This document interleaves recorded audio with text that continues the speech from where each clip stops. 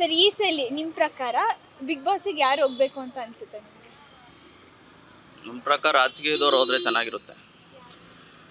ಯಡಿಯೂರಪ್ಪ, ಸಿದ್ದರಾಮಯ್ಯ ಇವರಿದ್ರೆ ಚೆನ್ನಾಗಿರುತ್ತೆ. ನಿಜಗಳು ಎಂಟರ್ಟೈನ್ಮೆಂಟ್ ಚೆನ್ನಾಗಿರುತ್ತೆ. ರೈತರ ಕಡೆಯಿಂದ ಯಾರು ಹೋಗ್ಬೇಕು ಅನ್ಸುತ್ತೆ.